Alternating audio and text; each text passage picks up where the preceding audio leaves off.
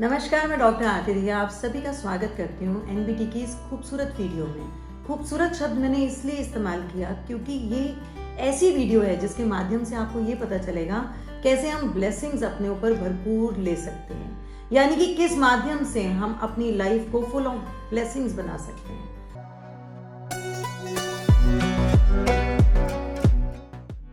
हमारे एंसेस्टर्स, हमारे पूर्वज जो हमारे परिवार के कुल से हमारे साथ चलते आ रहे हैं, जिनकी एक जनरेशन में हम लाइक करते हैं, किस तरह से उनकी एबेंडेंस मिले, उनकी पूरी हमें देखिए, हम चीजें तो ले लेते हैं अपने एंसेस्टर्स की, प्रॉपर्टी भी ले लेते हैं, फंड्स भी ले लेते हैं, गोल्ड भी ले लेते हैं, उनकी जानकारियां भी ले लेते हैं, उनकी रिश्तेदारियां भी ले लेते हैं, पर उनकी ब्लेसिंग से कई बार वंचित रह जाते हैं और उनकी कुछ चीज़ों को हम बहुत अच्छे से श्राद्ध पक्ष में पूरा कर लेते हैं, उन्हें सेटिस्फाई कर लेते हैं अपनी बेस्ट एक जितनी कैपेसिटी है उससे।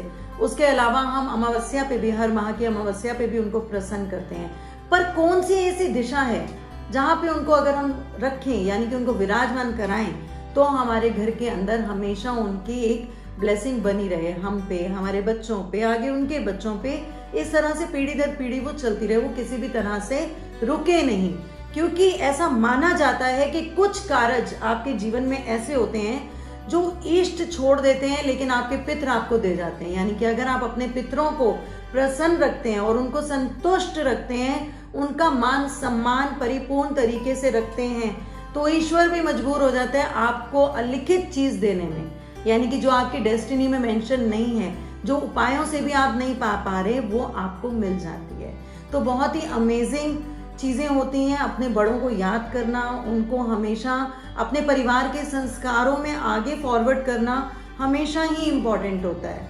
आपको अपने पितरों की पिक्चर अगर घर में लगानी है तो साउथ जोन में अगर लगाएंगे तो सबसे ज़्यादा अमेजिंग बेनिफिशियल रिजल्ट्स रहते हैं। रीजन बीइंग, साउथ हमारा कुंडली का 8वां भाव होता है और 8वां भाव हमारे एंसेस्टर से जुड़ा हुआ होता है। तो अगर यहाँ पे हम अपने पितरों की पिक्चर लगाते हैं तो एंसेस्टर्स को अपने स्थान पे, जगह पे हम विराजमान करते हैं। वहां से इनकी ब्लेसिंग्स, इनके घर से इनकी ब्लेसिंग्स बहुत पॉजिटिव हो जाती हैं। जिस जिसका जो भाव होता है उसको अगर वहां पे हम स्थापित करते हैं तो वहां उसकी एनर्जी बहुत बढ़ जाती है।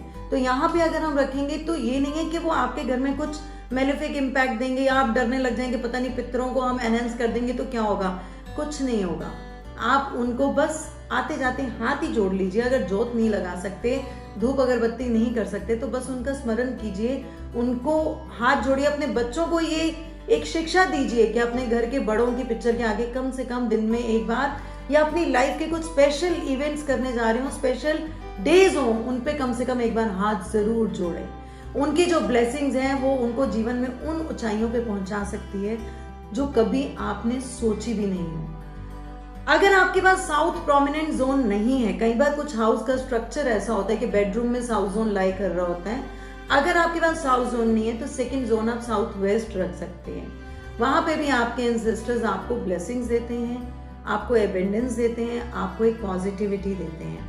आपके साथ उनका कनेक्शन बहुत अच्छा रहता है, मधुर रहता है और हमेशा ब्लेसिंग्स में रहता है, और आप कभी भी उनको लेके विचलित और परेशान नहीं होते। एक बहुत सुकून का अनुभव होता है अगर आप इनको इन 2 जोन्स में कहीं भी स्थापित करते हो। उम्मीद करूंगी ये वीडियो आपके लिए बहुत वर्दी रहेगा। अगर आपको पितृ से कोई भी पीड़ा हो रही है, किसी भी तरह की कोई प्रॉब्लम आपकी कुंडली में है, या आपको किसी ने एडवाइस किया या आप एक्सपीरियंस कर रहे हैं, तो डेफिनेटली आप डॉक्टर आरती दहिया पे सर्च करके कांटेक्ट कर सकते हैं। मैं डेफिनेटली आपको असिस्ट करूंगी फॉर बेटर लाइफ।